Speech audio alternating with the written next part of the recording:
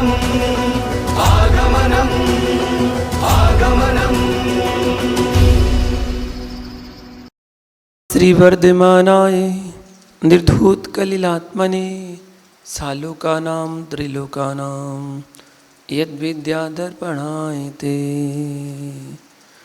नमो अरिहन्ताडं नमो सिद्धाडं नमो आयिरीयाडं नमो वज्रायाडं नमो लोये सौ साहूडम्।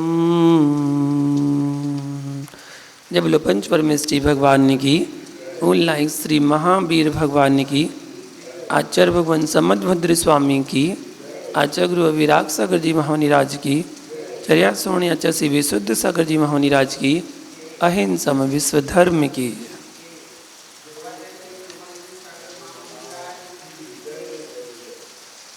महानुभाव, कल यहाँ पर वीर शासन जयंती के दिन नए ग्रंथ की शुरुआत हुई। ग्रंथ का नाम श्रावकाचार संग्रह भाग 1 है, जिसमें 9 श्रावकाचार ग्रंथों का अध्ययन संग्रह किया गया है, जिसमें प्रथम श्रावकाचार जो है वो समदभद्र स्वामी द्वारा रचित रत्नकंडक श्रावकाचार है, जिसमें व्याख्या न करते हुए श्लोक और अर्थ इसकी व्याख्या की गई है। कल हमने प्रारंभ किया था और 30 श्लोकों के माध्यम से उनका अर्थ जाना था। आज उसके आगे जानते हैं। आचार्य भगवान समदभद्र स्वामी ने जो 30 नंबर का श्लोक बताया है, उसमें उन्होंने कहा, भयासा स्ने लोभाच कुदेवागम लिंगिनाम प्रणमामं विनमं चैव न कुर्यो शुद्ध दृष्टिया। अर्थात समदृष्टि जीवों को भय, आशा, स्नेह और लोभ, इन चारों से कुदेव, कुशास्त्र, कुगुरुओं की वंदना और विनय नहीं करना चाहिए। ये 4 कारण ही बताए गए हैं। इन 4 कारणों से ही आज वर्तमान में देखा जाए तो मिथ्या दृष्टि देवी देवताओं को नमस्कार कर रहा है, सम्यक दृष्टि भी अपने देवी देवताओं को नमस्कार कर रहा है, या बीतरागी भगवान के दर्शन करने भी जाता है ना, तो ये 4 कारण से जा रहा है। यथार्थ श्रद्धान से तो विरले ही श्रावक हैं जो यथार्थ श्रद्धान से दर्शन कर पा रहे हैं। ये 4 कारण बने हुए हैं। भय बैठा हुआ है, उसे मालूम है दुनिया की नज़रों में कितना ही अच्छा हो, लेकिन अपनी नज़रों में उसे पता है कि मैं क्या कर रहा हूँ, मेरी क्रियाएं क्या हैं, मेरे कर्म कैसे हैं, उसे स्वयं को पता है। और फिर एक भय है, कहीं मैं दुर्गति में ना चला जाऊँ, इसलिए चलो भगवान के दर्शन करने जाएं, कुछ तो कर्म धुलेंगे, इसलिए भय बैठा हुआ है। दूसरा आशा, इच्छाएं, मेरे लिए ये मिल जाए, मेरे लिए वो मिल जाए। आज देख लो वर्तमान में आप, कोई ना कोई मंदिर में आता है जो अपनी इच्छा लेकर आता है, कोई ना कोई इच्छा लेकर ही आता है। मेरा दुकान अच्छी चल जाए, मेरा व्यापार अच्छा चल जाए, मेरी जॉब अच्छी लग जाए, मेरे बच्चे की शादी हो जाए, मेरे बेटे की शादी हो जाए, मेरी बहू के बच्चा हो जाए, मेरे घर के क्लेश दूर हो जाएं, मेरे ज़मीन के झगड़े हैं वो सब निपट जाएं। कोई ना कोई इच्छा लेके आ रहा है। एक छोटा सा बच्चा भी आता है, वो भी कहता है भगवान अच्छे नंबर से पास हो जाए। इच्छा तो इच्छा है, इच्छा लेकर आ रहा है, तो वो आशा लेके आता है। और कोई स्नेह के कारण, मन नहीं था मंदिर आने का, लेकिन क्या करें, माँ से स्नेह है ना, माँ ने कहा मंदिर जाना है, रोज ध्यान रखना मंदिर जरूर जाना है। ठीक है मम्मी, चलते हैं, जाते हैं। स्नेह है, इस कारण से जा रहा। पत्नी से स्नेह है, पत्नी ने कहा आप मेरी बात नहीं मानोगे, आप मेरे लिए इतना नहीं कर सकते क्या, मंदिर नहीं चल सकते हमारे साथ? ठीक है चल, तेरे साथ चलते हैं। चले गए। बच्चे जिद कर रहे हैं, पापा पापा चलो ना, चलो ना, मंदिर चलो ना, चलो ना। स्नेह है बच्चों से, इसलिए बच्चों की जिद से आप मंदिर जा रहे हैं, तो स्नेह के कारण कर रहे हैं। तीसरा कारण हो गया भय, आशा, स्नेह। या फिर लो, एक दुकान है दूसरी दुकान और बन जाए बस, एक गाड़ी है दूसरी गाड़ी और आ जाए बस, एक घर है दूसरा घर और ले लें बस। लोभ है। तो लोभ के कारण कि मैं वहाँ पर जाऊँगा, भगवान के पास जाऊँगा, पुण्य का अर्जन होगा और वृद्धि होगी, पैसे की वृद्धि होगी, मैं ये भी ले लूँगा, मैं वो भी ले लूँगा। लोभ है। तो भय, आशा, स्नेह, लोभ, ये 4 कारण ही है जो आपको देव शास्त्रु के भी दर्शन करा रहे हैं और जो आपको मिथ्यात्व की ओर भी ले जा रहे हैं। ये 4 कारण ऐसे हैं। तो जो सम्यक दृष्टि होगा, शुद्ध सम्यक दृष्टि जीव, वो इन 4 कारणों के उपस्थित होने पर भी किसी भी कुशास्त्र, कुदेव, कुगुरुओं की वंदना नहीं करेगा, ऐसा यहाँ पर बताया। और फिर आगे कह दिया, दर्शनम ज्ञान चारित्रा साधिमान उपासनते दर्शनम कर्णधारम तन मोक्ष मार्गे प्रचक्षते। यहाँ पर बताया सम्यक दर्शन की ज्ञान और चारित्र की अपेक्षा प्रधानता से उपासना की जाती है, क्योंकि सम्यक दर्शन को मोक्ष मार्ग में कर्णधार, कर्णधार मतलब खेवटिया, खेवटिया जो आपको पार कराता है तो उसको खेवटिया कहा जाता है। तो यहाँ पर बताया सम्यक दर्शन की मुख्यता है, सम्यक दर्शन की मुख्यता है ज्ञान और चारित्र की अपेक्षा प्रधानता उपासना दर्शन की जाती है। अगर दर्शन आपका सम्यक हो गया तो ज्ञान भी सम्यक हो जाएगा और चारित्र भी सम्यक हो जाएगा, और दर्शन ही आपका मिथ्या है तो ज्ञान भी मिथ्या है और चारित्र भी मिथ्या है। तो श्रद्धान सबसे पहले सम्यक दर्शन, सच्चा श्रद्धान होना चाहिए देवशास्त्र गुरु के प्रति, तभी इसलिए उसको कर्णधार खेवटिया के रूप में कहा गया है। और उसी की आगे बताया कि विद्या वृत्त से संभूति स्थिति वृद्धि फलोदया ना संदति सम्यक द्वे बीजा भावे तरुरेव। यहाँ बताया जैसे बीज के अभाव में वृक्ष की उत्पत्ति, वृद्धि, फल की प्राप्ति कैसी है, असंभव है।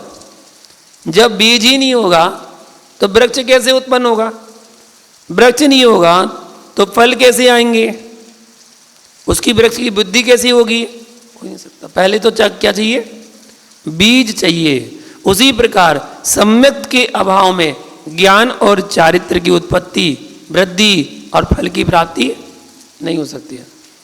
तो सम्यक दर्शन क्या हो गया, बीज। जैसे फल प्राप्त करने के लिए आपको बीज की आवश्यकता है, बीज जब बोएंगे तो वृक्ष होगा, वृक्ष बनेगा तो वृद्धि होगी, बढ़ेगा, वृद्धि होगी तो फल की प्राप्ति होगी।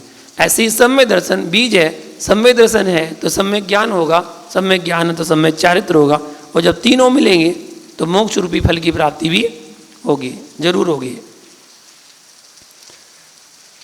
और फिर सम्यक दर्शन की महत्वता देखिए क्या बताते हैं, ग्रस्तो मोक्ष मार्गस्तो निर्मोहो नैव मोहिबान अंगारो गृही श्रियान निर्मोहो मोहिनो मुनि। सम्यक दर्शन का अवरोध करने वाले मोह से अर्थात दर्शन मोहिनी कर्म से रहित ग्रस्त मोक्ष मार्ग पर अवस्थित है, किंतु दर्शन मोह वाला मुनि मोक्ष मार्ग पर स्थित नहीं है। अतएव मोही मुनि से निर्मोही ग्रस्त श्रेष्ठ है। इस श्लोक में कहा कि ग्रस्त श्रेष्ठ है। एक मुनिराज है और एक श्रावक है। श्रावक निर्मोही है और मुनिराज मोही है। मुनिराज ने घर परिवार छोड़ दिया, कुटुंब रिश्तेदार छोड़ दिए, दीक्षा को धारण कर लिया, लेकिन अंतरंग से जो मोह था, मोह को नहीं छोड़ पाए। तो मुनिराज मोही है और गृहस्थ जो है वो घर में रहता भी है लेकिन निर्मोही जीवन जीता है। गृहस्थ है, निर्मोही है। तो यहाँ ये बताया कि उन मुनिराज से वो गृहस्थ श्रेष्ठ है, मोही मुनि से निर्मोही श्रावक श्रेष्ठ है। ना सम्यक्त समम किंचित त्रैकाले त्रिजगत्यपि श्रियो श्रियास्य मिथ्यात्व समम नान्यतनुव्रताम। या कह रहे हैं सम्यक दर्शन के समान अन्य कोई कल्याणकारक नहीं है और मिथ्यात्व के समान कोई भी अकल्याणकारक नहीं है। आचार्य भगवान की शैली कितनी सरल है, छोटी छोटी बात में रहस्य भर देते हैं। एक छोटी सी श्लोक में 2 लाइन का छोटा सा श्लोक, उसमें रहस्य भर दिया कि सम्यक दर्शन के समान जीवन में संसार में कोई कल्याणकारी नहीं है और मिथ्यात्व के समान कोई अकल्याणकारी नहीं है। जो भी हमारा अकल्याण होगा संसार के गर्त में अगर हम डूबेंगे तो मिथ्यात्व के कारण, और अगर उससे उभरेंगे तो सम्यक दर्शन के कारण।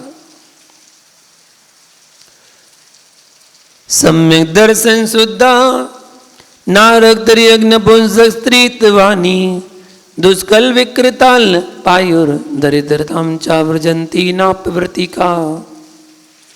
यहां बता रहे हैं कि अवृत्ति भी शुद्ध सम्यक दृष्टि जीव, अवृत्ति भी मतलब अभी उसने व्रतों को धारण नहीं किया, अभी वो घर में ग्रस्त है, अभी उसने व्रतों को धारण किया लेकिन सम्यक दृष्टि है। तो अवृत्ति भी शुद्ध सम्यक दृष्टि जीव मर करके कहा नहीं जाता, नारकी, त्रयंच, नपुंसक और स्त्री पर्याय को प्राप्त नहीं होते हैं, तथा खोटे कुल को, विकल अंगों को, विकल अंग मतलब विकलांग, हाथ से विकलांग, पैर से विकलांग, आंख से विकलांग, कान से विकलांग, विकलांग कोई भी हो सकता, विकल अंग, जो इंद्रियां अंग हमारे पूरे नहीं हो पाए उनको विकल अंग कहते हैं। अल्प आयु को और दरिद्रता को भी प्राप्त नहीं होते हैं। कौन? चतुर्थ गुरुस्थान वर्ती है, अभी उसने चारित्र को धारण नहीं किया, अभी केवल सम्यक दृष्टि है, तो ऐसा सम्यक दृष्टि जीव भी, लेकिन यहां पर कौन सा सम्यक दृष्टि लगाना? छायक सम्यक दृष्टि लगाना। चौथे गुणस्थान वर्ती छायक सम्यक दृष्टि जीव, ऐसा छायक सम्यक दृष्टि जीव जिसने आयु का वंद नहीं किया हो, ऐसा जीव मरण करने के बाद वह नरकों में नहीं जाता, त्रेंच में नहीं जाता। अगर आयु बंद कर लिया तो जाना पड़ेगा, आयु बंद पहले हो गया तो फिर जाना पड़ेगा। जैसे राजा श्रेणिक को जाना पड़ा था, वो तो पहले बंद हो गया था इसलिए उनको जाना ही पड़ा, वरना छायक सम्यक दृष्टि जीव नारकी में उत्पन्न नहीं होता, त्रेंच नहीं बनता, नपुंसक नहीं बनता, स्त्री पर्याय में भी नहीं जाता, विकलांग भी नहीं होता, अल्प आयु वाला भी नहीं होता, दीर्घ आयु वाला मिलेगा, और दरिद्री भी नहीं बनता। ये कंडीशन है, बस छायक सम्यक दृष्टि होना चाहिए। ये सम्यक दर्शन की महिमा है। और देखिए, ओजस तेजो विद्या वीर यशो वृद्धि विजय विभव सनाता महाकुला महार्था मानव तिलका भवंती दर्शन पूता।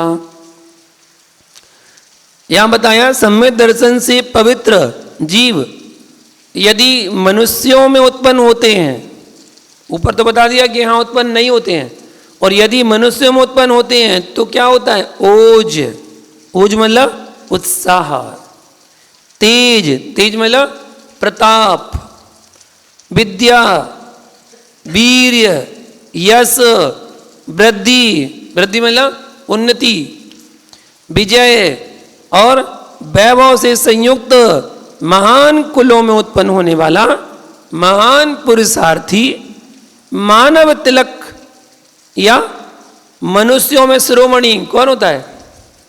चक्रवर्ती है। तो मनुष्यों में शिरोमणि होते हैं। तो ये सम्यक दर्शन का प्रभाव बताया। देखना क्रम से क्या क्या उत्पन्न होते हैं, कहाँ कहाँ उत्पन्न होते हैं, ये बताया। इसी के आगे क्या बताया? अष्टगुण पुष्टि दुष्टा दृष्टि विशिष्टा प्रकृष्ट शोभा जुष्टा अम्रापसरसाम परिसदि चिरम रमन्ते जिनेन्द्र भक्ता स्वर्गे, जिनेन्द्र भक्ता स्वर्गे। अब स्वर्ग की बात कर रहे हैं कि सम्यक दर्शन से विशिष्ट जिनेन्द्र भक्त पुरुष यदि स्वर्ग में उत्पन्न होते हैं तो क्या मिलेगा?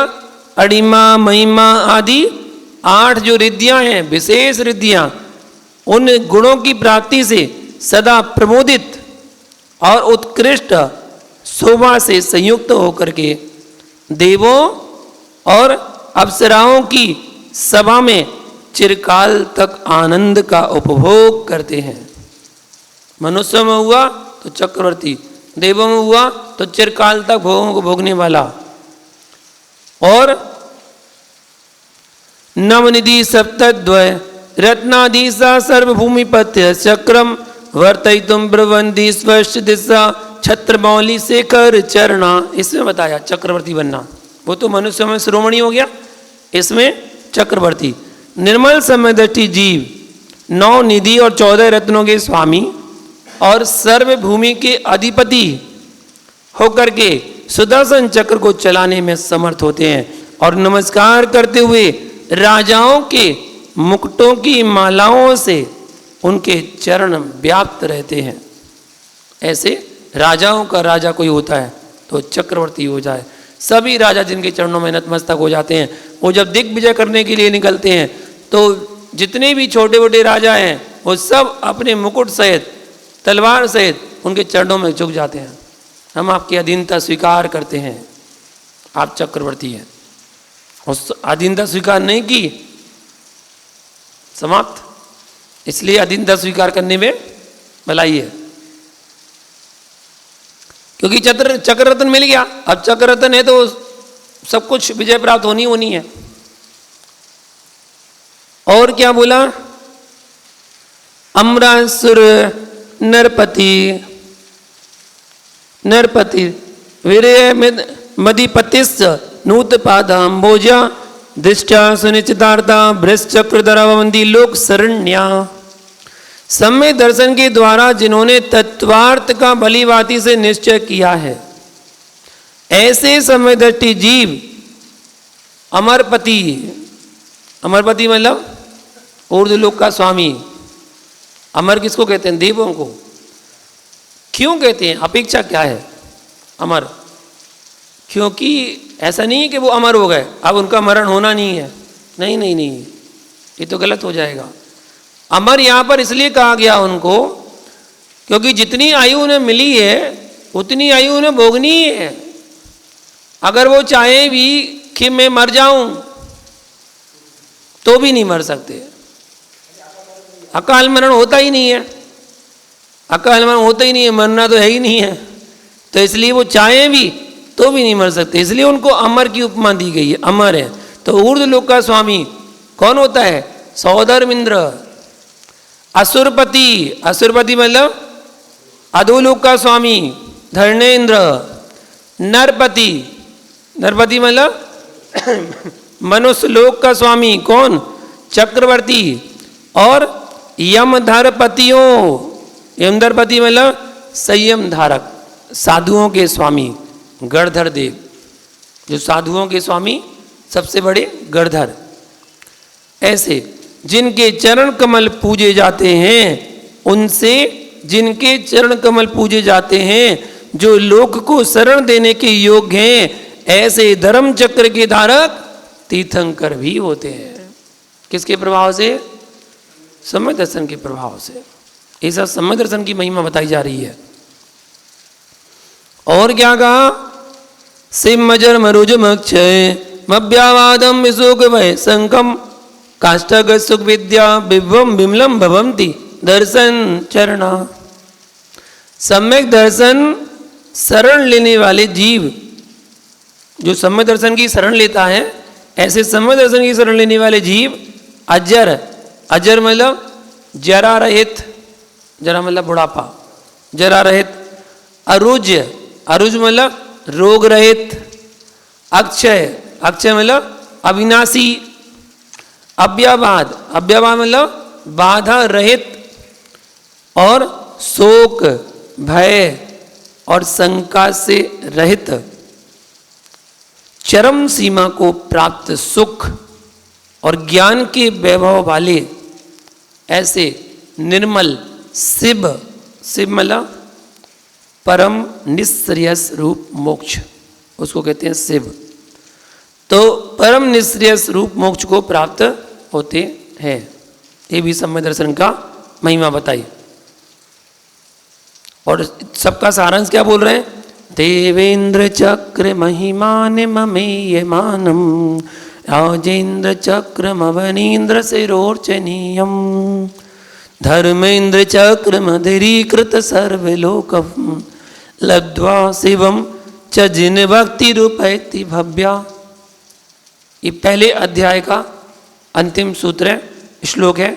यहाँ पर बताया कि इस प्रकार जिनेन्द्र की भक्ति करने वाला सम्यक दृष्टि भव्य जीव अपरिमित प्रमाण वाली देवेंद्र समूह की महिमा को पाकर मुकुटबद्ध राजाओं के सिरों से अर्चनीय राजेंद्र चक्रवर्ती के पद को पाकर पर्व और लोक को अपना उपासक बनाने वाले धर्मेंद्र चक्र रूप तीर्थंकर पद को पाकर अंत में शिव पद को प्राप्त होते हैं। सब कुछ प्राप्त करते हैं। मतलब संसार के जितने भी सुख है ना, वो संसार के सुख भी भोगते हैं और फिर मोक्ष सुख में जाके निवास करते हैं। ये सब सम्यक दर्शन की महिमा पहले अध्याय में बताएगी। इस प्रकार स्वामी समंतभद्र आचार्य विरचित रत्नकंड नाम के उपास का अध्ययन में सम्यक दर्शन वर्णन करने वाला प्रथम अध्ययन जो है अध्याय समाप्त हुआ। द्वितीय अध्याय प्रारंभ कर रहे हैं, जिसमें सम्यक ज्ञान की भूमिका बताई जा रही है। सम्यक ज्ञान क्या है? अन्यून मनतिरिक्तम यादाद्यम विना ज विपरीता निसंदेहम वेद यदा उस्तस ज्ञानमागमिना। मतलब जो न्यूनता से रहित है, अधिकता से रहित है, संदेह से रहित है और विपरीतता से रहित वस्तु स्वरूप को यथार्थ जानता है, उसे आगम के ज्ञाता पुरुष सम्यक ज्ञान कहते हैं।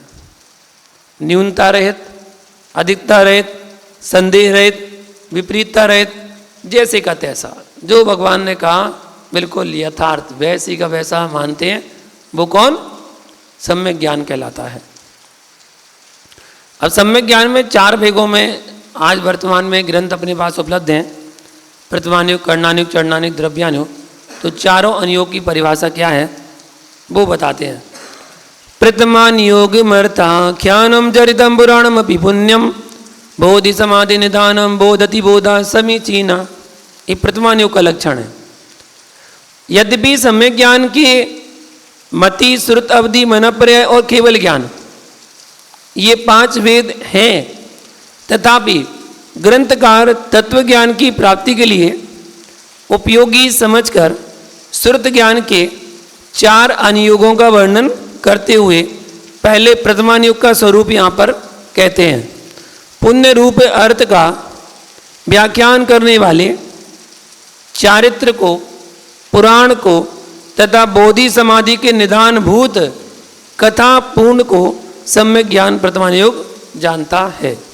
सारांश में कहें तो जितने हमारे महापुरुष हुए, 63 सलाका पुरुष या 169 महापुरुषों में जो भी हुए, उनका जो व्याख्यान है, उनका जो चरित्र है, उसका वर्णन करना, पुराणों का वर्णन करना, कोई विशिष्ट मोक्षगामी जीव है उनका वर्णन करना, कोई सतियाँ हैं उनका वर्णन करना, इनसे जो भी वर्णन हो रहा है वो सारा का सारा प्रतिमानुयोग के अंतर्गत रखा गया है। ये सब प्रतिमानुयोग ग्रंथ कहलाते हैं।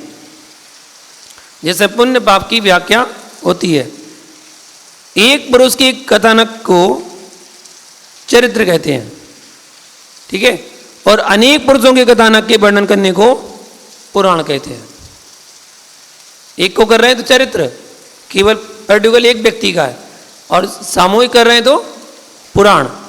आज तक नहीं प्राप्त हुए ऐसे सम्यक दर्शन आदि गुणों की प्राप्ति को बोधि कहते हैं, और प्राप्त हुए रत्नत्रय की भली भांति से रक्षा करते हुए उनकी उत्तरोत्तर वृद्धि करने को समाधि कहते हैं। धर्म ध्यान और शुक्ल ध्यान भी समाधि कहलाते हैं। इस प्रकार पुण्यवर्धक चरित्र और पुराणों को तथा धर्मवर्धक बोधि समाधि के वर्णन करने वाले शास्त्रों को प्रतिमानुयोग कहते हैं। धर्म से अनभिज्ञ पुरुष को सर्वप्रथम उपयोगी होने से इसे प्रथमानुयोग कहा जाता है। जो धर्म को नहीं जानते, नहीं समझते, उनके लिए सबसे पहले प्रथमानुयोग ग्रंथ ही पढ़ना चाहिए, जिसके माध्यम से वो धर्म में प्रवेश करें। संसार शरीर भोगों से विरक्ति का मूल कारण कोई है अगर किसी का स्वाध्याय करके आप वैराग्य उत्पन्न कर सकते हैं तो वो है प्रथमानुयोग ग्रंथ। प्रथमानुयोग ग्रंथ का स्वाध्याय करेंगे तो निश्चित संसार सरी भोगों से विरक्ति होगी। अब लोग क्रम भूल गए हैं और क्रम भूलने के कारण डायरेक्ट द्रव्यानुयोग पे पहुंच गए हैं। प्रथमानुयोग पढ़ा नहीं, कर्णानुयोग जाना नहीं, चरणानुयोग जीवन में उतारा नहीं, सीधा द्रव्यानुयोग पे पहुंच गए। मेरी आत्मा शुद्ध है, मेरी आत्मा बुद्ध है, मैं ज्ञानी हूँ, मैं केवल ज्ञान को प्राप्त करने वाला हूँ। जो भी क्रियाएं हो रही हैं वो आत्मा नहीं करती है। मैं कुछ भी खाऊं पीऊं, आत्मा थोड़ी खाती है, आत्मा थोड़ी पीती है। इसलिए कर्म जैसे चाह करते रहो, आंख बंद करके चिल्लाते रहो मैं शुद्ध हूँ, मैं बुद्ध हूँ, तो क्या शुद्ध हो जाओगे? नहीं, तद्रूप क्रियाएं भी तो करना पड़ेंगी। आत्मा को शुद्ध बनाने के लिए क्रिया भी तो करना पड़ेंगे, तभी तो शुद्ध होगी। इस प्रकार तो प्रथमानुयोग ग्रंथों को अध्ययन जरूर करना चाहिए, उसके बाद क्रमशः आगे बढ़ना चाहिए। अब श्रावकाचार ग्रंथ का तो अध्ययन नहीं है श्रावकों का, और मूलाचार की बात कर रहे हैं। हम तो मूलाचार का स्वाध्याय कर रहे हैं। अच्छा भैया, मूलाचार का स्वाध्याय कर रहे हैं, क्या करोगे मूलाचार का स्वाध्याय करके? पहले अपने श्रावक का आचरण तो कर लो। आप श्रावक हो, श्रावक का आचरण आप कर नहीं पा रहे, अष्टमूल गुण जानते नहीं है, षट कर्तव्य जानते नहीं है, 12 व्रतों को कभी समझा नहीं है, 11 प्रतिमा कभी धारण करने के बारे में सोचा नहीं है, और आप मूलाचार की बात कर रहे हैं। तो पहले अपने श्रावक का आचरण पढ़ना चाहिए, जानना चाहिए, समझना चाहिए और उतारना चाहिए जीवन में। केवल पढ़ना ही नहीं है कि रीडिंग कर ली बस, उसको जीवन में उतारना चाहिए। उतारो, उसके बाद आगे बढ़ने की सोचो। जो छुल्लक एलक छुल्लिका बन गए हैं वो उत्कृष्ट श्रावक बन गए। अब वो मुनि बनने के बारे में सोचें, अब वो मूलाचार ग्रंथ पढ़ें, अब वो संलेखना ग्रंथ के ग्रंथ पढ़ें कि आप संलेखना करना चाहते हैं। श्रावक पता नहीं बड़े बड़े ग्रंथों का अध्ययन तो कर लेता है, लेकिन छोटे ग्रंथों का अध्ययन करने के लिए उसे शर्म आती है। बोले ये तो बच्चों वाले ग्रंथ है, कहानी किससे पढ़ना, तो ये बच्चे लोग पढ़ेंगे, हम थोड़ी पढ़ेंगे। अच्छा जी, ऐसी मिथ्या मान्यता बना के लोग बैठ जाते हैं। क्रमशः अध्ययन करें, वह व्यक्ति कभी भी अपने मार्ग से डिग नहीं सकता, क्योंकि फाउंडेशन उसका अच्छा मजबूत हो रहा है। आप केवल जमीन पर दीवार खड़ी कर लो बस। जमीन पर आपने जमीन खरीदी और उस पर दीवार बनाना शुरू कर दो, ईंट की दीवार बनाना शुरू कर दो, क्या होगा? एक हवा चलेगी, थोड़ा झटका लगेगा, तूफान आएगा और धाराशायी, सब खत्म। उसकी फाउंडेशन मजबूत करना चाहिए। पहले नींव भरो, फिर उसकी ऊपर से मजबूती बनाओ, खंडों से दीवार खड़ी करो, उसके बाद फिर ईंटों की दीवार खड़ी करो, वो मजबूती से होगी। आज अपने यहाँ 20-20, 25-25 मंजिल की बिल्डिंगें बन जाती हैं, 35 मंजिल 40 मंजिल बिल्डिंग बन रही हैं, तो नीचे से फाउंडेशन की मजबूत है। कम से कम 15-15, 20-20 फुट नीचे गहरा करके उसको मजबूत बनाया गया, तब तो जाके वो मजबूती बनी है। वरना तो एक भूकंप का झटका आया, सब खत्म हो जाएगा। तो प्रथमानुयोग फाउंडेशन है, मजबूती है। उसके बाद कर्णानुयोग, लोकालोक विभक्तिर युग परिवर्ते चतुर्गति नाम च आदर्शमेव तथा मति रवेति कर्णानुयोगम च। यहाँ आचार्य भगवान कह रहे हैं कर्णानुयोग का स्वरूप बताते हुए कि जो लोक और अलोक के विभाग को, काल के परिवर्तन को और चारों गतियों के वर्णन को दर्पण के समान जानता है, उसे सम्यक ज्ञान कर्णानुयोग कहता है। कर्णानुयोग, सम्यक ज्ञान उसे कर्णानुयोग कहता है। तो इतना वर्णन, काल का वर्णन, काल परिवर्तन का वर्णन, लोक अलोक का वर्णन, चारों गतियों का वर्णन, उनके परिणामों का वर्णन, गुण स्थान का वर्णन, मार्ग गणाजीव समास आदि का वर्णन जिन ग्रंथों में पाया जाता है वो कर्णानुयोग के ग्रंथ कहलाते हैं, जिसमें मूलतः मैथ होती है, गणित होती है। तो ऐसे जैसे तिल्लोपनिषद ग्रंथ है, त्रिलोक सार है, जिनमें त्रिलोक का वर्णन दिया गया है, तीनों लोगों की व्याख्या की गई है, ऐसे ग्रंथ कर्णानुयोग के अंतर्गत आते हैं। छपड़ा सार, लब्धि सार, गोमठ सार, जीव कांड, कर्म कांड आदि, ये सब कर्णानुयोग के ग्रंथ हैं। इसमें आपको लोक के स्वरूप के बारे में वर्णन पता चलेगा और क्रम से आगे बढ़ते हुए आचरण का वर्णन देखेंगे तो काय में होगा चरणान्योग।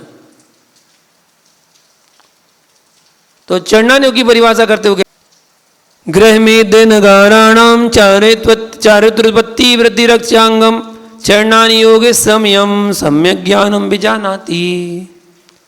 जीव अजीव तत्व को पुण्य पाप और बंध मोक्ष को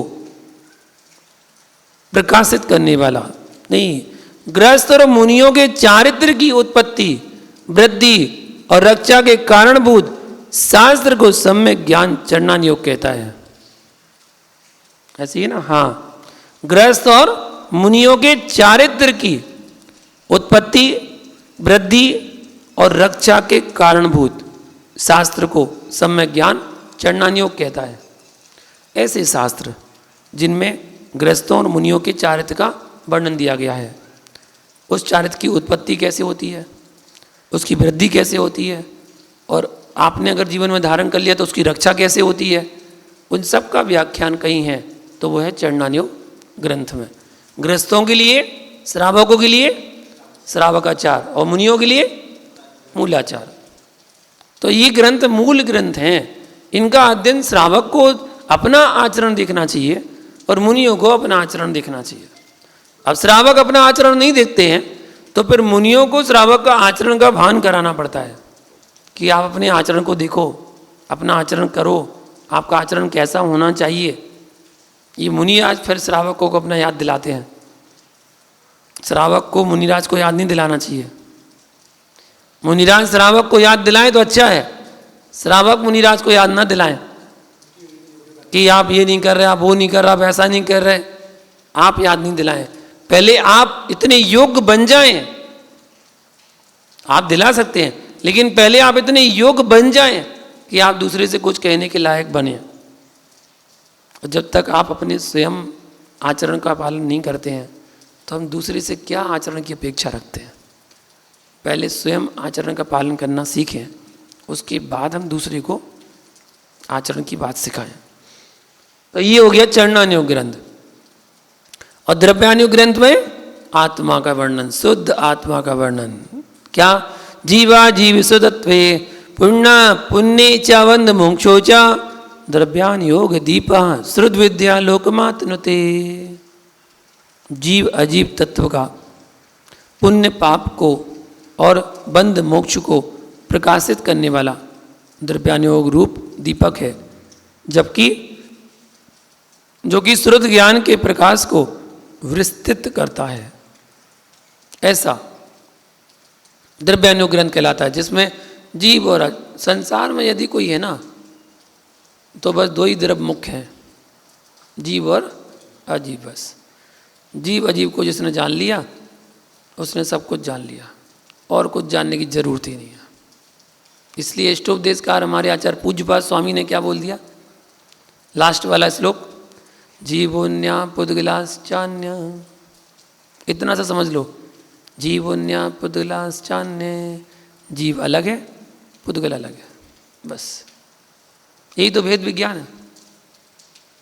यही वेद विज्ञान कहलाता है। इस वेद विज्ञान को जिसने जान लिया और अन्य को जानने की आवश्यकता नहीं है। न 6 द्रव्य 7 तत्व 9 पदार्थ 5 अस्तिकाएं, ये तो सब बढ़ते जाओगे। जीव उन्या पुद्गलाश्चान्य, बस भेद विज्ञान जिसको आ गया। और जितने भी मुनिराज मोक्ष गए हैं वो भेद विज्ञान के बल से गए। जो जा रहे हैं वो भेद विज्ञान से ही जा रहे हैं और जो जाएंगे वो भेद विज्ञान से ही जाएंगे। बिना भेद विज्ञान के किसी जीव का मोक्ष ना आज तक हुआ है और ना कभी हो सकता है। सारांश कहते हैं कि लोक युग परिवर्तन आदि के वर्णन करने को कर्णान्योग, मुनि श्रावक के चारित्र वर्णन करने को चरणान्योग और 6 द्रव्य 7 तत्व एवं 9 पदार्थों के वर्णन करने को द्रव्यान्योग ग्रंथ कहते हैं। इस प्रकार समंतभद्र स्वामी समंतभद्र आचार्य विरचित रत्नकरंडक नाम के उपास का अध्ययन में सम्यक ज्ञान का वर्णन करने वाला अध्ययन 2 अध्याय समाप्त हुआ। 3 अध्याय की व्याख्या यहाँ पर प्रारंभ कर रहे हैं, जिसमें चारित्र की व्याख्या है। सम्यक दर्शन हो गया, सम्यक ज्ञान हो गया, अब सम्यक चारित्र की व्याख्या यहाँ पर कर रहे हैं। तो चारित्र का वर्णन करते हुए कहते हैं, मोहितिमिरापहरणे दर्शन लाभादवाप्त संज्ञाना राग द्वेष निवृत्तये चरणम प्रतिपद्यते साधु। दर्शन मोह रूप अंधकार के दूर होने पर, दर्शन मोह नहीं दूर हो गया तो क्या मिल गया? सम्यक दर्शन। दर्शन मोह दूर होगा तो सम्यक दर्शन, और चारित्र मोह नहीं दूर होगा तो सम्यक चारित्र। तो दर्शन मोह रूप अंधकार के दूर होने पर सम्यक दर्शन के लाभ से जिसे सम्यक ज्ञान प्राप्त हुआ है, ऐसा साधु पुरुष राग और द्वेष की निवृत्ति के लिए चारित्र को स्वीकार करता है। चारित्र को स्वीकार किस लिए करता है? राग द्वेष निवृत्तये, राग द्वेष की निवृत्ति के लिए। चरणम प्रतिपद्यते साधु, आचरण को धारण करता है, चारित्र को धारण स्वीकार करता है। ये यहां पर बताया।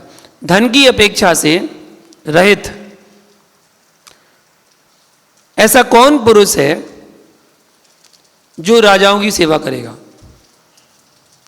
राजाओं की सेवा करता हो, ऐसा कौन सा पुरुष है? हर पुरुष ये चाहता कि मैं स्वामी की सेवा कर रहा हूं तो मुझे क्या मिलेगा? धन मिलेगा, पैसा मिलेगा। राजा की सेवा कर रहा है सेवक, नौकर। मालिक की सेवा कर रहा है नौकर। दुकान पर काम करने वाला, ऑफिस में जॉब करने वाला, भाई सेवा कर रहा है, किसके लालच में कर रहा है? धन मिलेगा, पैसा मिलेगा। तो धन की इच्छा या राग के बिना कोई किसी की सेवा नहीं करता है।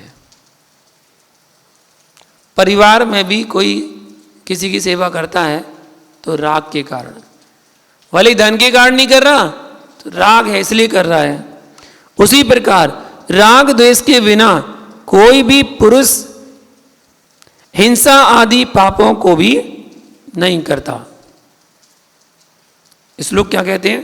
राग द्वेष निवृत्ते हिंसा आदि निवृत्तना कृता भवति अनपेक्षितार्थ कृति का पुरुषा सेवते नृपतीन।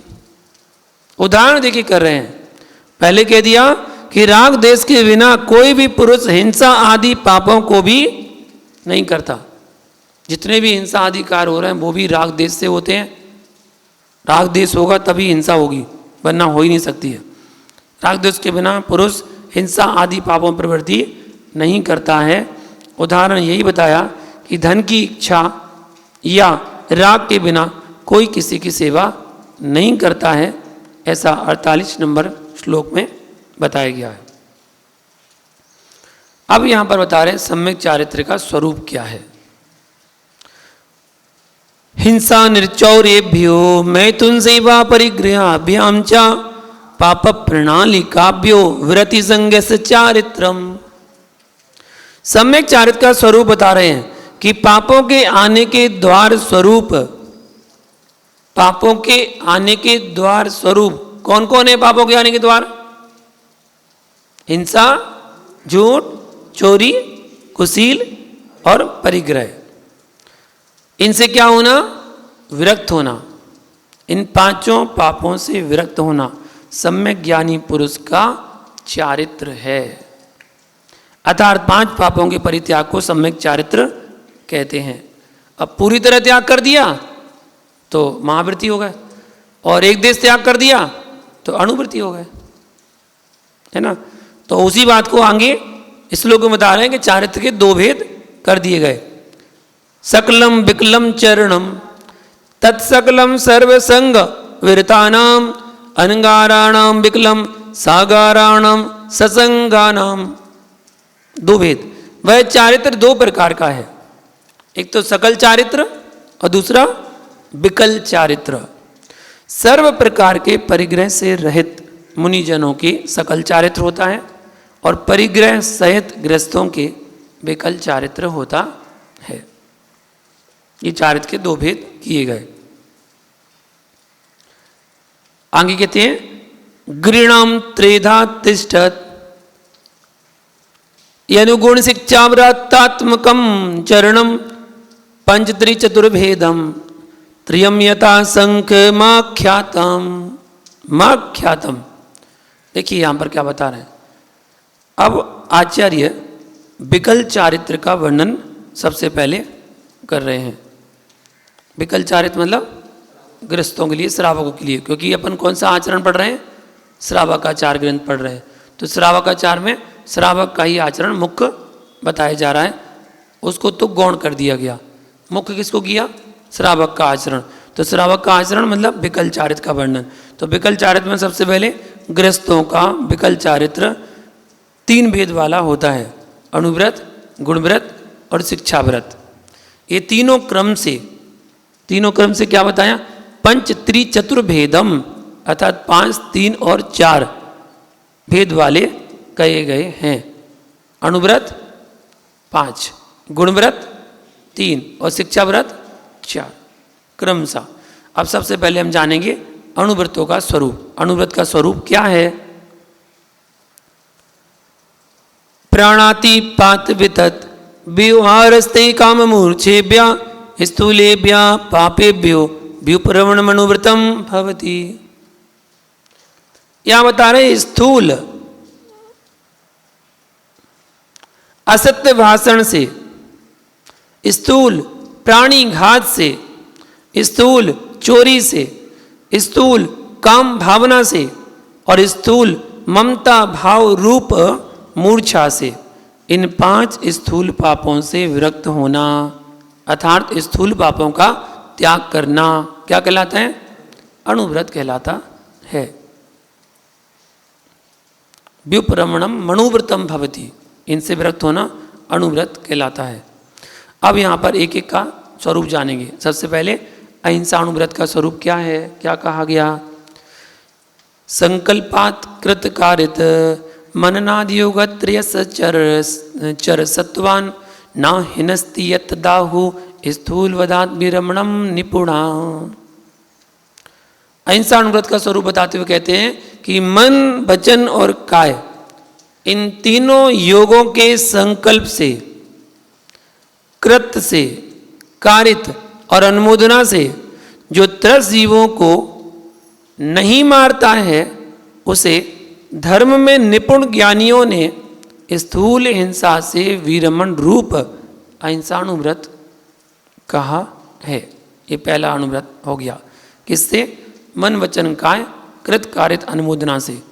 किसका घात नहीं करना? त्रस्त जीवों का। स्थावर नाम नहीं आया, त्रस्त जीवों का। तो 9 कोटि से मन वचन काय कृत कारित अनुमोदना, 3 × 3 = 9। 9 कोटि से त्रस्त जीवों की हिंसा का त्याग कर रहा है, वो अहिंसाणुव्रत है। अभी स्थावर का नियम नहीं लिया, स्थावर का तो मुनिराज नियम लेंगे। इसमें संकल्प हो गया ना, संकल्प से मन वचन काय इन तीनों योगों के संकल्प से, कृत कारित अनुमोदना से त्रस्त जीवों को नहीं मारता है, चाहे कुछ हो जाए, नहीं मानना है। देखिए, और श्रावक हिंसा का त्याग नहीं कर पाता है। हिंसा 4 प्रकार की बता दी गई। सबसे पहले आरंभी हिंसा है। आरंभी हिंसा का त्याग श्रावक नहीं कर पाता है।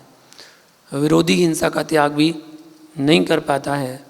उद्योगी हिंसा का त्याग भी नहीं कर पाता है। उद्योग में जो भी व्यापार में हिंसा होती है, गृहस्थी में रहना है, पेट भरना है, बच्चों का पालन पोषण करना है, तो उसमें तो हिंसा होती है, तो उसका भी त्याग पूरी तरह नहीं कर पा रहा है। कोई आपको मारने के लिए आया तो आप चुपचाप थोड़ी खड़े रहेंगे, विरोध करेंगे, उसका अपना बचाव करेंगे।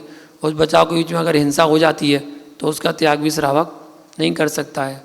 तो तीनों हिंसा का त्याग श्रावक नहीं कर सकता है। केवल एक हिंसा का त्याग तो करता ही है, करना ही चाहिए, वो है संकल्पी हिंसा।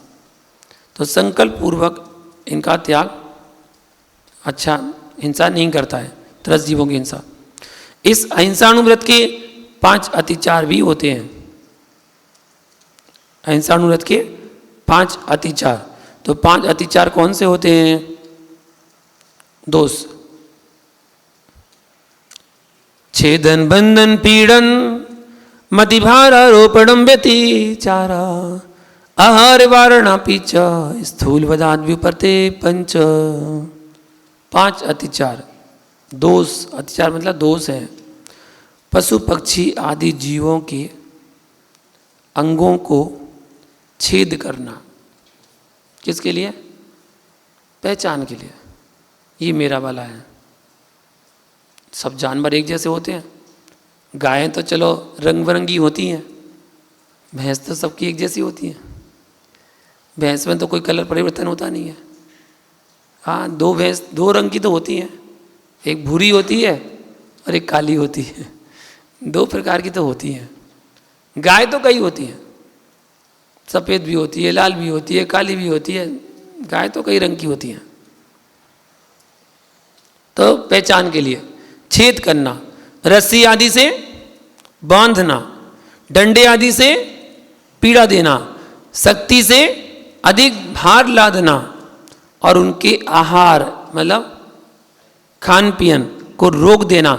ऐसे कार्य करने से अहिंसाणु व्रतों में दोष लगता है। ये 5 अतिचार दोष है। जो अहिंसाणु व्रती होगा वो इसका पालन करेगा। अगले श्लोक में बता रहे हैं सत्यानुव्रत का स्वरूप क्या है। स्थूल मलिकम ना वदति न परा न वाद्यति सत्यमपि विपदे यद्वदन्ति संता स्थूल मृषा वादवै रमणम। सत्यानुव्रत का स्वरूप बताते हैं कि जो लोक विरुद्ध, राज्य विरुद्ध एवं धर्म विघातक ऐसा स्थूल झूठ ना तो स्वयं बोलता है और ना दूसरों से बुलवाता है, तथा दूसरों की विपत्ति के लिए कारणभूत सत्य को भी ना स्वयं कहता है और ना स्वयं दूसरों से कहलवाता है, उसे संत जन स्थूल मृषावाद से विरमण अर्थात सत्यानुव्रत कहते हैं। 2 बातें बोल दी, ना खुद बोल रहा है और ना बुलवा रहा है, झूठ, और सत्य भी नहीं बोल रहा है। कौन सा सत्य? जो दूसरे के लिए विघात उत्पन्न कर दे, ऐसा सत्य भी नहीं बोलता है और ना बुलवाता है। देखिए, पुनः देखिए, सत्य के लिए क्या बोला? दूसरों की विपत्ति के लिए कारणभूत सत्य को भी ना स्वयं कहता है और ना दूसरों से कहलवाता है। झूठ तो बोल ही नहीं रहा, सत्य भी नहीं बोल रहा। कौन सा सत्य? भैया दूसरी विपत्ति में ना पड़ जाए। जैसे वो साधु का दृष्टांत आता ना कि साधु से पूछा कि बताइए, एक चिड़िया को एक शिकारी हाथ में लिए और कह रहा है कि ये चिड़िया मरी है जिंदा है? तो साधु ने क्या कह दिया? मरी है, मरी है। तो शिकारी ने बोला कि देखो, तो हमने सुना था जैन साधु झूठ नहीं बोलते हैं और ये तो देखो झूठ बोल दिया आपने। बोले क्या, कैसे, क्यों? उसने हाथ खोला और चिड़िया को उड़ा दिया। बोले देखो चिड़िया तो जिंदा है। बोले नहीं, हमने तो सच बोला, सच बोला। क्यों बोला? बोले अगर मैं कह देता चिड़िया जीवित है तो तुम हाथ से उसको दबा देते और वो मर जाती। तो उसकी जान बचाने के लिए यदि हमने कुछ बोला है तो वो झूठ भी सत्य ही कहलाता है। ऐसा सत्य, और सत्य भी नहीं बोलना वरना दूसरा विपत्ति में आ जाए। अब एक साधु जंगल में बैठे साधना कर रहे थे, अचानक एक हिरण दौड़ता हुआ निकला वहाँ से। तो साधु खड़े हो गए। वहाँ पीछे से एक शिकारी आ रहा था।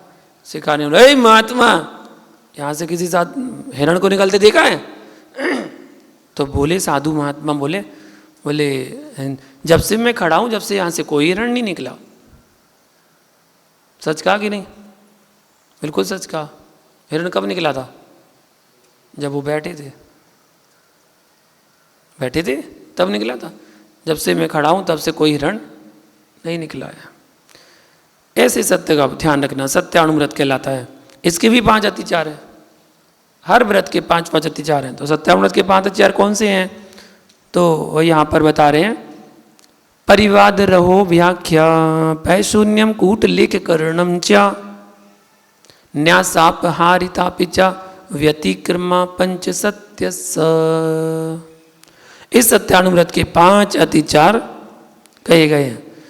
दूसरों की निंदा करना पहला, दूसरों की एकांत या गुप्त बात को प्रकट करना, तीसरा चुगली करना, चौथा नकली दस्तावेज आदि लिखना, और पांचवा दूसरों की धरोहर के अपहरण करने वाले वचन बोलना। ये 5 अतिचार सत्यानुव्रत के होते हैं। इसी प्रकार आचरणव्रत का स्वरूप बताते हुए आगे कहते हैं, निहतम वा पतितम वा सुविस्मृतम वा परस्त्व मभिसृष्टम न हरति यन्न च दत्ते तद क्रस चौर्यादुपारमणम। दूसरे की गिरी हुई, रखी हुई, पड़ी हुई, भूली हुई वस्तु को, बिना दिए हुए धन को जो ना तो स्वयं लेता है और ना उठाकर दूसरे को देता है, उसे स्थूल चोरी से विरक्त होने पर होने रूप आचौर्यानुव्रत रूप व्रत कहते हैं। अभी इसकी व्याख्या में एक बात आई थी अभी दूसरे ग्रंथ में, कि अगर आप जिसको जानते हैं उसकी कोई वस्तु है और आपने उसको उठा लिया और जाके उसको दे दी तो चोरी नहीं कहलाएगी। अब जैसे आप जानते भैया ये सुभाष जी हैं, यहाँ पर उनका मोबाइल रखा है, मतलब गिर गया और वो चले गए, आपको मालूम है ये सुभाष जी का फ़ोन है, तो आपने उठा लिया और उठा के उनको मिले और उनको दे दिया, तो है तो वो दूसरे की वस्तु। कि दूसरे की वस्तु गिरी हुई, पड़ी हुई, रखी हुई, भूली हुई वस्तु को उठा लेना चोरी है, तो भी वो चोरी नहीं कहलाएगी, क्योंकि आप उससे परिचित हैं कि वो वस्तु किसकी है और आपने उसको जाके दे दी, चोरी नहीं कहलाएगी, उसको चोरी नहीं कहा जाएगा। हाँ, उसको अगर आपने ही रख लिया जानते हुए भी कि उनकी वस्तु है, फिर भी रख लिया, तो चोरी हो गई। इसके भी 5 अतिचार होते हैं। 5 अतिचार कौन से होते हैं? चोर प्रयोग चौरार्था दान विलोप सदृश सन्मिश्रा हीनाधिक विनिमानम पश्चास्तेय व्यतिपाता। किसी को चोरी के लिए भेजना, एक, चोरी की वस्तु को लेना, 2, राजनियमों का उल्लंघन करना, 3, बहुमूल्य वस्तु में समान रूप वाली अल्प मूल्य की वस्तु को मिलाकर बेचना, 4, जैसे कि काली मिर्च में पपीता के बीज मिला के बेचना। काली मिर्च जैसे लगते हैं, पपीता के बीज सुखा लिए और काली मिर्च में डाल के और बेच रहे हैं, काली मिर्च के रेट में बेच रहे हैं बीजों को। तो कम मूल्य वाली वस्तु को अधिक मूल्य वाली वस्तु में मिलाकर बेचना चोरी है। और 5वां, देने के लिए कम और लेने के लिए अधिक नाम तौल करना। दाढ़ी मारते ना वो तौलने वाले, बांट चिपका देते हैं, चुम्बक चिपका देते हैं। जब लेना होता किसी से तो ज़्यादा लेते हैं और जब किसी को देना होता है तो कम देते हैं, दोनों में दाढ़ी मारते हैं, तो वो चोरी कहलाती है। तो ये चोरी है। तो चोरी, आचौर्यानुव्रत के 5 अतिचार ऐसे बताए गए हैं। ब्रह्मचर्यानुव्रत का स्वरूप क्या है? उसके लिए कहते हैं, ना तू परदारा न गच्छति न परान गम्यति चा पाप भीतेर्यत् सा परदार निर्वृत्ति स्वदार संतोष नामापि। ब्रह्मचर्यानुव्रत का स्वरूप बता रहे हैं कि जो पाप के भय से पराई स्त्रियों के पास ना तो स्वयं जाता है और ना दूसरे को भेजता है, वह परदार निवृत्ति अर्थात स्वदार संतोष नामक का व्रत ब्रह्मचर्य व्रत, ब्रह्मचर्यानुव्रत कहते हैं।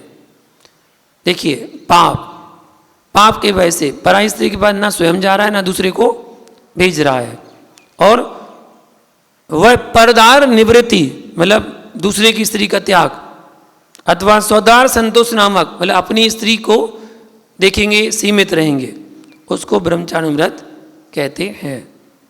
इस ब्रह्मचारिणी के भी 5 अत्याचार बताए गए हैं। कौन से 5 अत्याचार?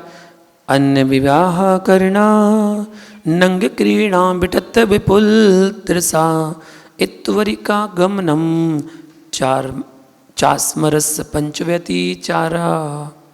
5 अतिचार। सबसे पहला दूसरे का विवाह कराना, दूसरे का विवाह कराना। दूसरा काम सेवन के अंगों के सिवाय अन्य अंगों से काम सेवन करना। तीसरा अश्लील वचन या कामोत्तेजक वचन कहना। चौथा काम सेवन की अधिक तृष्णा रखना। और 5वां व्यभिचारिणी स्त्रियों के यहाँ गमन करना, आना जाना रखना। ऐसे 5 अतिचार उसके ब्रह्मचारिणी व्रत के कहे गए हैं। परिग्रह प्रमाण व्रत ये 5वां अणुव्रत है। टोटल इस तीसरे अध्याय में 66 श्लोक तक तीसरे अध्याय में है। ये 61 नंबर का श्लोक है जिसमें परिग्रह प्रमाण व्रत का वर्णन बता रहे हैं। धन्य धान्यादि ग्रंथम परिमाय तत्वदिकेषु निष्प्रेहता, परिमित परिग्रह स्यात् दीक्षा परिमाणे नामापि। परिग्रह प्रमाण व्रत का स्वरूप है, यहाँ बताया धन धान्य आदि। अब इसमें आदि में सब लगा लेना, क्षेत्र वास्तु हिरण्य सुवर्ण धन धान दासी दास को भांड, 10 प्रकार के परिग्रह। तो धन धान्य आदि परिग्रह का परिमाण करके उससे अधिक में क्या करना? निष्प्रह रहना। उनसे हमारा कोई प्रयोजन नहीं है, उनसे विरक्ति है। परिमित परिग्रह व्रत है, इसमें परिग्रह का परिमाण कर लिया आपने। इसी का दूसरा नाम इच्छा परिमाण भी कहलाता है, इच्छा परिमाण व्रत। इसके भी 5 अतिचार आचार्य भगवान ने यहाँ पर बताए हैं। कौन से हैं? अतिवाहना अति संग्रह, विस्मय लोभाति भार वहनानी, परिमित परिग्रह सच्चा, विक्षेपा पंच लक्ष्यन्ते। आवश्यकता से अधिक वाहनों, वाहन कौन से? जैसे रथ है, घोड़े हैं आदि जो सवारी के साधन है, उनके ऊपर आवश्यकता से अधिक भार लादना। ठीक है, वाहनों को रखना, वाहनों को रखना, अधिक वस्तुओं का संग्रह करना, दूसरों के लाभादि को देख करके आश्चर्य करना, इसके पास इतना कैसे आ गया, अधिक लोभ करना, चौथा अतिचार। और 5वां घोड़े आदि को उनकी शक्ति से अधिक जोतना, लादना, उन पर अधिक बोझा ढोना, ये 5वें नंबर का अतिचार होता है। ये परिग्रह प्रमाण व्रत के 5 अतिचार हुए।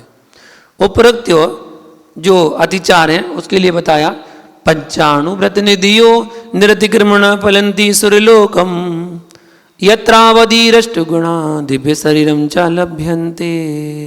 उपर्युक्त अतिचारों से रहित होकर के धारण की गई 5 अणुव्रत रूप निधियां देवलोक को फलती हैं, जहां पर की अवधि ज्ञान कंपलसरी मिल रहा है, अड़िमा आदि 8 रिद्धियां वो भी मिल रही हैं, और दिव्य शरीर प्राप्त होता है, वैक्रियक शरीर प्राप्त होता है। ये सब उसके फल से प्राप्त होता है। ये 5 अणुव्रतों को ही अगर पालन कर रहे हैं आपने रतिचार, तो निश्चित देव पर्याय में जाएंगे। इसका और फल बता रहे, मातंगो धन देवस वारिषेण तथा परा नीली जैसे संप्राप्ता पूजातिशय मुत्तमम। अणुव्रत के धारण करने वालों में जो 5 अणुव्रत हैं उनमें धारण करने वालों में एक एक व्यक्ति प्रसिद्ध हुए। तो कौन कौन प्रसिद्ध हुए? तो सबसे पहले अहिंसा अणुव्रत में मातंग चांडाल प्रसिद्ध हुआ। सत्यानुव्रत में धनदेव सेठ प्रसिद्ध हुआ। अच्योरणी व्रत में बारिसेन कुमार, ब्रह्मचरण व्रत में नीलीबाई, और परिग्रह परिमाण व्रत में जय कुमार उत्तम पूजा के अतिशय को प्राप्त हुए, अर्थात उत्तम फल को प्राप्त हुए। एक एक व्रत को धारण करने वाले।